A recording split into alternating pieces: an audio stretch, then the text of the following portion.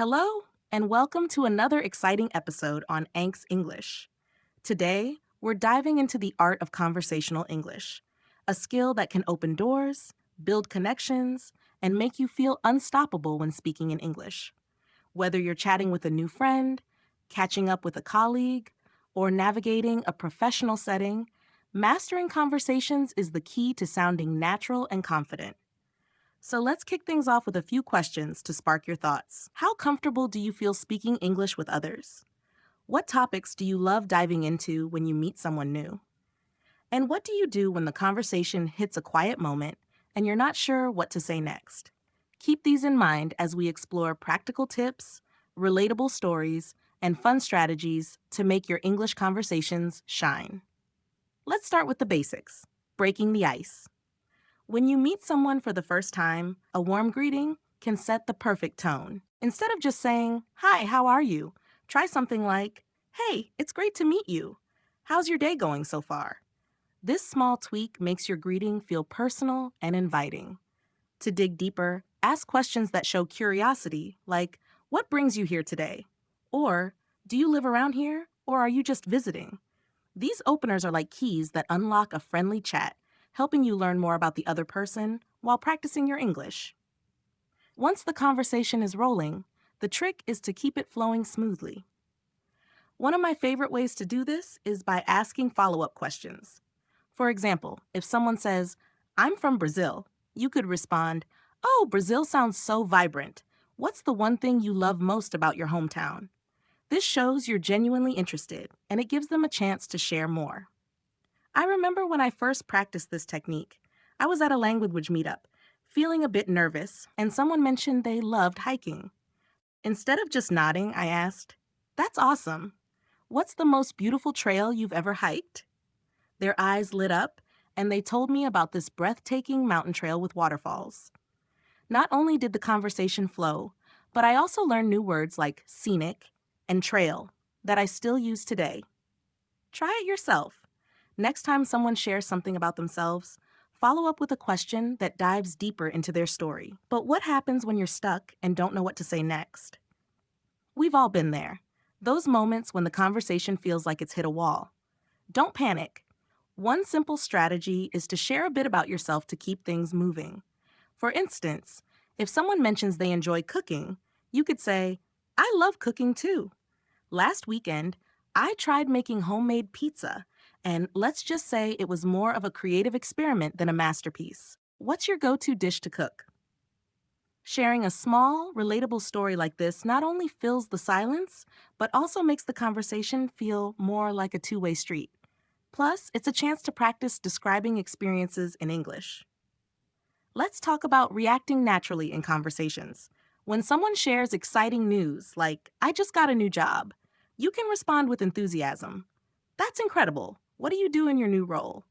If they share something challenging, like, "I've been feeling stressed lately," show empathy with, "I'm really sorry to hear that. Want to share what's been going on?"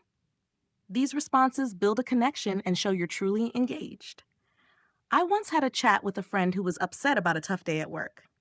Instead of changing the topic, I said, "That sounds exhausting. I've had days like that too. Sometimes a good cup of tea and a walk help me unwind. What do you do to de-stress?" That small moment of empathy turned into a deep conversation, and it reminded me how powerful listening and responding thoughtfully can be. Ending a conversation gracefully is just as important as starting one. You don't want to leave someone hanging or make things awkward.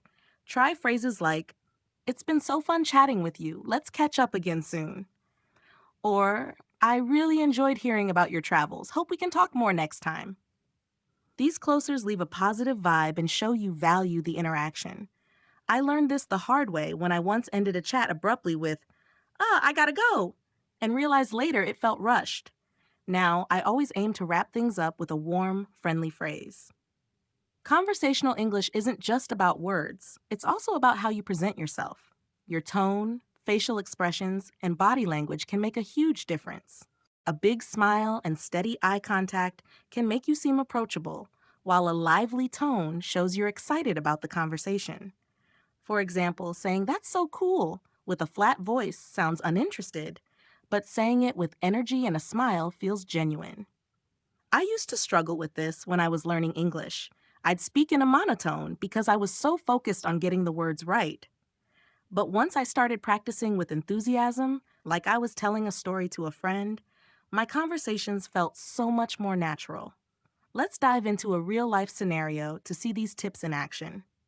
Imagine you're at a community event and someone starts talking about their love for music.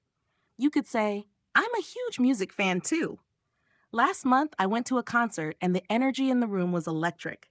The band played my favorite song, and I was singing along so loudly I lost my voice. What kind of music are you into?" This kind of response does three things.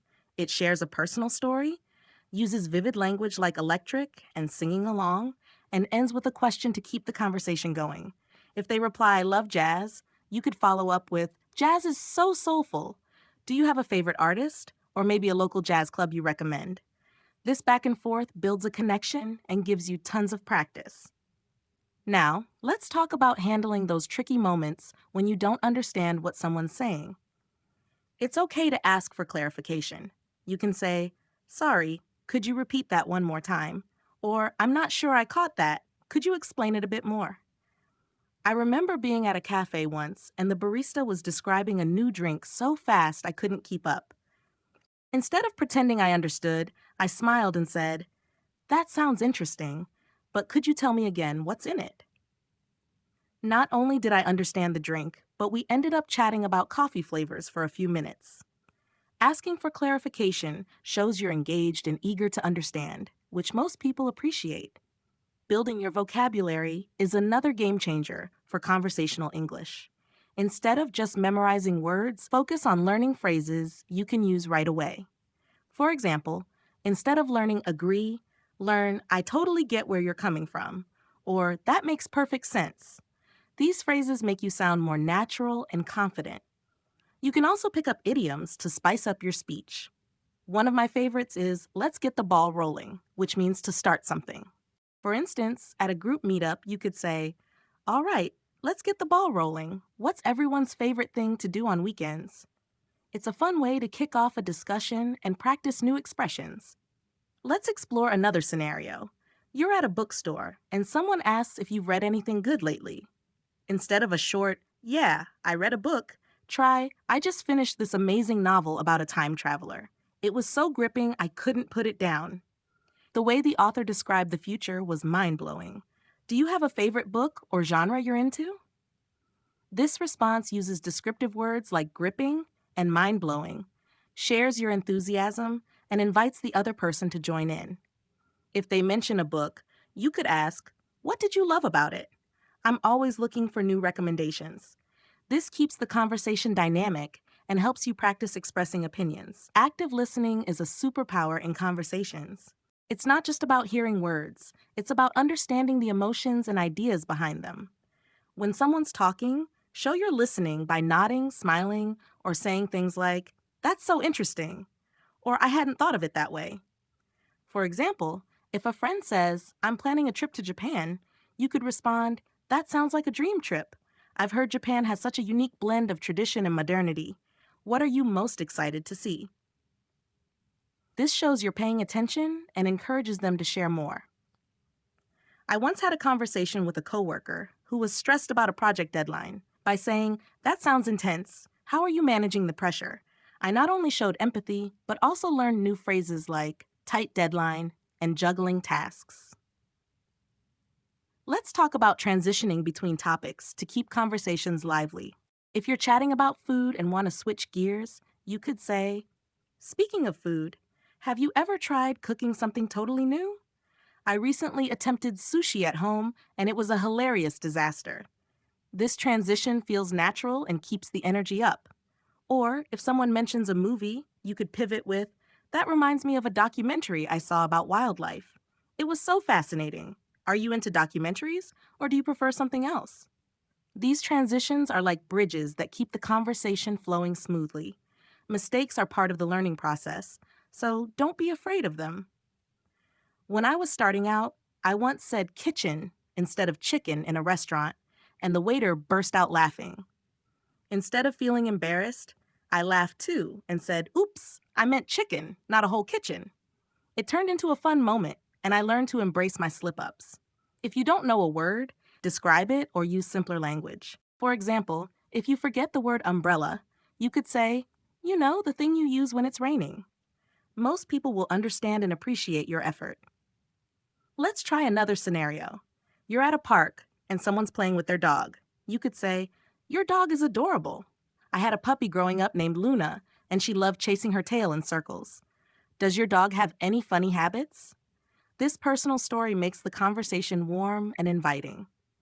If they respond, "Yeah, my dog loves stealing socks," you could reply, "That's so cute. Luna used to hide my shoes under the couch. What's your dog's name?" This exchange practices storytelling, asking questions, and using descriptive words like chasing and stealing. To level up your conversational English, practice every day, even in small ways. Talk to yourself while cooking, describe your day in English, or join a language exchange app to chat with native speakers. I used to practice by narrating my morning routine in English. "I'm brushing my teeth. Now I'm making coffee. Oh, I spilled some." It felt silly at first, but it helped me think in English and build fluency. You can also role-play scenarios like ordering food or asking for directions with a friend to gain confidence.